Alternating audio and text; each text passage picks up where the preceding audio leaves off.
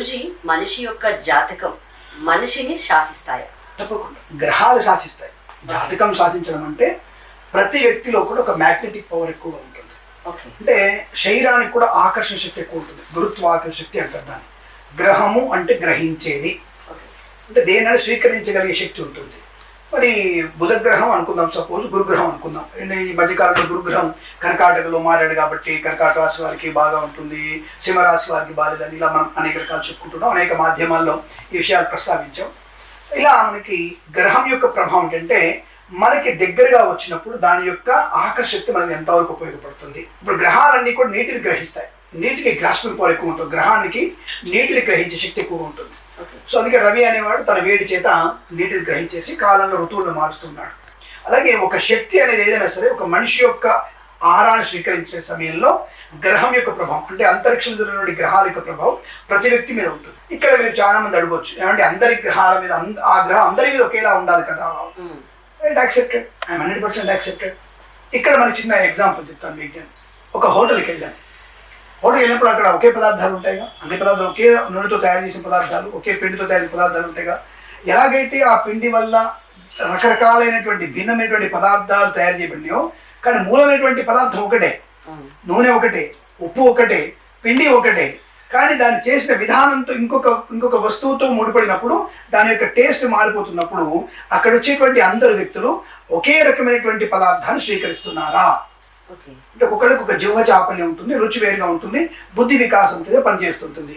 అలాగే ప్రతి మనిషికి కూడా ఒక రకమైనటువంటి ఎండ వేడిమి, ఒక రకమైన గ్రహం యొక్క కాంతి అనేది భిన్నమైనటువంటి వ్యక్తుల మీద భిన్న రకాలుగా దానికి ప్రభావం ఉంటుంది. ఫర్ ఎగ్జాంపుల్ మనం ఎండలలో ఎండాకాలం బాగా వచ్చింది కదా, 42 డిగ్రీల వరకు ఎండ వచ్చింది కదా, అందరం బయట తిరిగాం, చాలా మంది తిరిగాం కదా, మీలాంటి యాంకర్లు కూడా బాగా తిరిగారు కదా. మరి కొంతమంది 40 మంది 50 మంది ఎండ చూడ చనిపోయారు. అందరూ ఇంకా చనిపోలేదు. అదే ఎండ కదా, సూర్యకాంతి అదే కదా.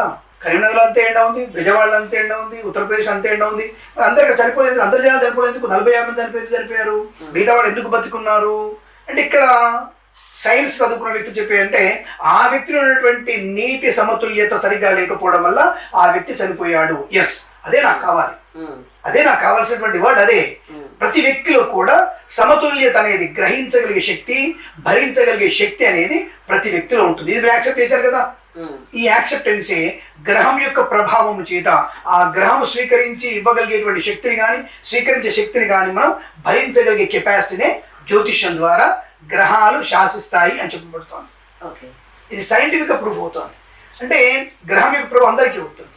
ఇంకొక ఉదాహరణ చెప్తాను మీకు దాన్ని. ఇప్పుడు మనం ఇక్కడ కూర్చున్నాం, మనం హఠాత్తుగా మనకు తెలియకుండా మాట్లాడుతున్నప్పుడు కరెంటు పోయింది. గబక్కున మీకున్నటువంటి మానసిక పరిస్థితి ఏమిటి? ఆడపిల్లకి ఫస్ట్ ఆడపిల్ల మానసిక పరిస్థితి ఏమిటి? ఎవరైనా మీరు కూడా చెప్పవచ్చు సమాధానం. ఎలా ఉంటుంది? గబక్కున భయం వేస్తుంది. ఎందుకు భయం వేస్తుంది? లైట్ల విషయం ముగ్గురు మేమేగా, ఇద్దరు కెమెరామెన్లు నేనే కదా. అంటే భయం ఏంటి?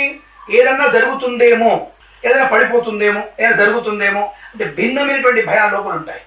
మన మగవాడికి ఎందుకు ఉండట్లేదు అంటే కాన్ఫిడెన్స్, అరే నేను జాగ్రత్తగా ఉన్నాను అన్నటువంటి కాన్ఫిడెన్స్ ఉంటుంది. ఇలా ప్రతి వ్యక్తికి భిన్నమైనటువంటి ఆలోచనలు ఉంటాయి, భిన్నమైన వ్యక్తిత్వం ఉంటుంది. ఇవి గ్రహాల యొక్క ప్రభావం చేత ఒక వ్యక్తికి ఆ గురుగ్రహం అనుకూలంగా ఉండొచ్చు, ఆ వ్యక్తి గురుగ్రహం నెగిటివ్గా ఉండవచ్చు, డిస్టెన్స్ని బట్టి. ఇప్పుడు గురుగ్రహానికి మనకు ముందు కనబడుతున్న విషయంలో గురుగ్రహం వెనుక ఉన్నటువంటి వ్యక్తులకి నెగిటివ్ ఉండొచ్చు కదా. ఆ నెగిటివ్ ఉండడం వల్ల వారికి గురుత్వాకర్షణ శక్తి తక్కువగా ఉంటుంది. వాడు మన ప్రశాంతం అనుకుంటాడు. ఒకడేమో గురువు బాగుంది, నాకేదో జరుగుతున్నటువంటి భయంతో ఉంటాడు. కాబట్టి ఒక వైద్యుడు ఎలాగైతే కరెంటు పోయినప్పుడు మనం చేసేటువంటి భయం ఎలా ఉంటుందో, ఒక వైద్యుడు ఎలాగైతే అందరినీ సమానంగా కాపాడలేడో, ఒక వైద్యుడు అందరికీ ఒకే రెండు మందు ఎలా ఇవ్వలేడో, అలా ఆ ప్రతి ఒక్క వ్యక్తిలో కూడా గ్రహం యొక్క ప్రభావం ఆ వ్యక్తి ఎక్కడెక్కడ ఎంత ఉండాలో అంతే ఉంచుతుంది. ఆ గ్రహం గ్రహించగలిగే శక్తి, ఇవ్వగలిగే శక్తి ఒకే రకంగా ఉంటుంది.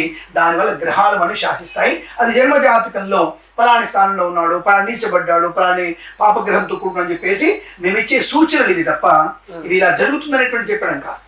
ఇప్పుడు మనం ఒక విషయం మాట్లాడుకుందాం. అంటే ప్రభుత్వాన్ని ఎంత ఎక్కువ పట్టట్లా. ఇప్పుడు మనకి వాతావరణ శాఖలు ఉన్నాయి కదా, బెంగళూరు, హైదరాబాద్, ఢిల్లీ, విజయవాడ, తర్వాత ఇంకే రాష్ట్రాల్లో ఉన్నాయి. దాదాపు ఒక 8-9 ఆఫీసులు వాటికి. ప్లస్ అవేం చేస్తాయి? రాకెట్ లాంచ్ చేస్తాయి. తెలుసా మీకు? అంతరిక్షంలోకి ప్రతి ఒక్క నెలలో ఒక రాకెట్ పంపిస్తాయి వాతావరణం కనుక్కోవడానికి. దానికి ఎంత ఖర్చు అవుతుంది? సుమారుగా నేను తెలిసిన విషయమే, ఇక్కడ మనకి హైదరాబాద్లో తయారు చేసి ఉన్నారు, దానికి 200 కోట్లు ఎంత ఖర్చు అవుతుంది? 200 కోట్లు 150 కోట్లు ఖర్చు అవుతుంది. అవి సంవత్సరానికి మొత్తంగా. మరి ఒక్కొక్క ఆఫీస్కి 8 కార్యాలయాలు ఉన్నాయి. దాంట్లో మేనేజర్, సూపరింటెండెంట్, హయ్యర్ ఆఫీసర్ అందరు కలిపి కంప్యూటర్లు, ల్యాబ్లు, ఏసీలు అన్ని కలుపుకుంటే 8-10 ఆఫీసులు దాదాపు తెలిసినంత వరకు పర్ మంత్ 20 కోట్ల జీతాలు ఉంటాయి. 20 కోట్ల జీతాలు ఉంటాయి. సంవత్సరానికి ఎంత అవుతుంది? 240 కోట్లు అవుతుంది. మరి అంతరిక్షంలోకి ఒక రాకెట్ పంపించడానికి 200 కోట్లు, 450 కోట్లు పంపుతున్నారు. సరే ఎగ్జాంపుల్, నేను తప్పు మళ్ళీ అదే అంటున్నాను, గవర్నమెంట్ తప్పు పడట్లేదు, ప్రశ్నిస్తున్నాను. బికాస్ ఒక ట్యాక్స్ పేయర్గా నాకు అధికారం ఉంది మిమ్మల్ని ప్రశ్నించడానికి. ప్రధానమంత్రుడు ప్రశ్నించుతాను, రేవంత్ రెడ్డిని ప్రశ్నించగలుగుతాను. ఎందుకంటే నేను డబ్బు కడుతున్నాను. అవి నేను డబ్బు కడుతున్నాను, పన్నులు కడుతున్నాను. నేను నాకు ఆ రైట్ ఉంది. నువ్వు నా సేవకుడివి, ప్రధానమంత్రి నా సేవకుడివి. ఏం చెప్పావు? శాసనము ద్వారా నిర్మితమైనటువంటి నేను రాజ్యాంగంతో ప్రజలకు సేవ చేస్తానని ప్రమాణించని చెప్పావు తప్ప నేను అథారిటీ చేస్తానని ప్రమాణం చేయాలా? అది గుర్తుపెట్టుకోండి. మీరు ఎమ్మెల్యేలు, ఎమ్మెల్సీలు, కార్పొరేటర్లు అందరూ కూడా మీరు మా సేవకులు మాత్రమే. You are not the authority to, మమ్మల్ని అథారిటీ చేసేటువంటి శక్తి మీకు లేదు, ఆ కెపాసిటీ మీకు లేదు. ఫస్ట్ ఆఫ్ ఆల్ దశ రిమైండ్ చేసుకోవాలి. మీరు మా సేవకులు మాత్రమే. అందుకే రైట్ నాకు అడగడానికి సేవడుతున్నా నేను. మరి ఇంతమంది పంపించారు కదా, మరి మే 18వ తారీఖు ఒక స్టేట్మెంట్ ఇచ్చారు. మే 24వ తారీఖులో వర్షాలు వస్తున్నాయి. నేనది ఆశ్చర్యపోయా, అబ్బా ఎంత మంచి మాట చెప్పాడు. మే 22వ తారీఖు పేపర్లో న్యూస్ వచ్చింది. విత్ విట్నెస్ చూపిస్తాను నేను, విత్ ఈనాడు పేపర్లో ఉన్నటువంటి witness with articles. Today also, ఇప్పుడు కావాలంటే మీకు ఆర్టికల్ చూపిస్తాను. ఇప్పుడు ఆర్టికల్ ఇమీడియట్ చూపించగలుగుతాను నేను. సరే ఆ పేపర్ అందుకున్నాను, చూపిస్తాను. ఈనాడు పేపర్ అంటే 24వ తారీఖు అన్నారు. 22వ తారీఖు వెళ్ళినా లేదు, ఆలస్యం అవుతున్నాయి, ఎల్లినో వచ్చేసింది కాబట్టి ఆలస్యం అవుతున్నాయి. పశ్చిమ బంగాళాఖాతంలో అయినటువంటి ఎల్లినో సోర్లు మనకి ప్రమాదాన్ని కలిగిస్తున్నాయి కాబట్టి మనం ఇబ్బందికరంగా ఉంది, ఆలస్యం అవుతాయి. ఎప్పుడు వస్తాయని చెప్పాడు? మే 1 జూన్ 1 కల్లా ప్రవేశించే అవకాశం ఉంది, ఎర్లీ వర్షాలు అయితే చెప్పాడు. మే 4వ తారీఖు వర్షాలు వెనక్కి వెళ్ళిపోయినాయి. ఎల్లినో ప్రభావం అరేబియా మహాసముద్రటువంటి పశ్చిమాసియా దేశాలటువంటి ఈ కలుషితమైనటువంటి ప్రభావం వల్ల, ఊషతత్వం వల్ల, ఈ వేడి 3 డిగ్రీ వేడి పెరగడం వల్ల, ఎల్లినో ప్రభావం వల్ల మనకి నైరుతి ఋతుపవనాలు వెనక్కి వెళ్ళిపోయినాయి, తటస్థమైపోయినాయి. ఎప్పుడు వస్తాయో చెప్పలేము, స్టేట్మెంట్ ఉంది. దెన్ మళ్ళీ 6వ తారీఖు కేరళ తాకినటువంటి నైరుతి ఋతుపవనాలు 8వ తారీఖు కల్లా తెలుగు రాష్ట్రాలు ప్రవేశిస్తాయి. Right, accepted, no problem. 10వ తారీఖు పేపర్లో ఇచ్చారు, 11వ తారీఖు పేపర్లో ఇచ్చారు. నైరుతి ఋతుపవనం ప్రారంభమై అక్కడక్కడ చెదురుముదురు వర్షాలు పడ్డాయని చెప్పేసి ఈరోజు పేపర్లో వచ్చినటువంటి న్యూస్ ఇది. మీకు నేను క్లారిటీగా చెప్తున్నాను. మీకు నేను ఇక్కడ ఖచ్చితంగా ఇది ఈనాటి 11వ తేదీ మీకు జూన్ 11వ తేదీ పేపర్లో మీకు ఇచ్చినటువంటిది. 14వ తేదీ నైరుతి ఋతుపవనం విస్తరిస్తాయి 2 రాష్ట్రాలని చెప్పారు. ఇప్పుడు మీకు ఏమొచ్చింది? లాస్ట్ ఫైనల్ వర్డ్ ఏంటి? 12-14 తారీఖులలో మీకు వర్షాలు విస్తరిస్తాయి అని స్పష్టంగా చెప్పేశారు. జస్ట్ ఇప్పుడు మా దగ్గర ఉంది జ్యోతిష్కులైన వ్యక్తులు, అనామకులు, కరెక్ట్ కాదు, పిలక బాపురోళ్ళు, జ్యోతిష్యం ట్రాక్ అనుకునే వాళ్ళు డిసెంబర్ 2025 పంచాంగం ప్రింట్ చేసి బయటకు వచ్చేసింది. ఆ పంచాంగంలో తీయండి 100%. లేదు, నేను జ్యోతిష్య ఫలితాలు చెప్పాను 2025 డిసెంబర్లోనే నేను అన్ని సంవత్సర ఫలితాలు చెప్పేశాను. అలాగే మార్చిలో ఉగాది పంచాంగ శ్రవణంలో చెప్పాను నేను వర్షాలు ఎలా పడతాయని చెప్పేసి విత్ విట్నెస్ రికార్డ్ నా దగ్గర ఉంది. ఇది యూట్యూబ్లో మీకు ఆన్ రికార్డు ఉంది. నేను చెప్పింది వేరే విషయం లేదు. పంచాంగంలో స్పష్టంగా నైరుతి ఋతుపవనాలు రాక 12వ తేదీ జూన్ తర్వాత ప్రారంభమవుతుంది. ఈ కామన్ సెన్స్ ఆలోచించండి. అది గ్రీష్మ ఋతువు. గ్రీష్మ ఋతువు వర్షాలు ఎలా వస్తాయి? మీకు మధ్య మధ్య వచ్చినంత కూడా పిడుగు పాడు ఈ గడ్డగట్టినటువంటి వర్షానికి వేడికి గడ్డగట్టినటువంటి నీళ్లు బయటకు వచ్చే తప్ప అది వర్షం కాదని ఆయన చెప్పాము. అప్పుడు మా మాట ఎవరు నమ్మలేదే అంటే మేము పనికిరాదు, పెరిగే జ్యోతిష్కుడు పనికిరాదు. నేను కాంగ్రెస్ పార్టీ ఒకడు వంత పడతాడు, తెలుగుదేశం పార్టీ వంత పడతాడు, బీజేపీ పార్టీ వంత పడతాడు. మా పాపన వాళ్ళు మా సిద్ధాంతులే. ఈ పంచాంగం వల్ల గురుబలం వల్ల కాంగ్రెస్కి బాగుంది, ఈ గురుబలం వల్ల బీజేపీకి బాగుంది, ఈ గురుబలం వల్ల మీకు టీడీపీకి బాగుంది. ఎందుకురా మీరు పార్టీలకి వంత పడతారు? మీరు నిజమైనటువంటి స్పష్టంగా చెప్పండి. ఇది చెప్పకపోవడం వల్ల ఏంటంటే వాళ్ళు నాకు నా మీద నువ్వు అట్లా మాట్లాడతావు, నువ్వు టీవీ ముందు కూర్చొని ఏదంటే అది మాట్లాడతావు. నిజం మాట్లాడుతున్నా నేను.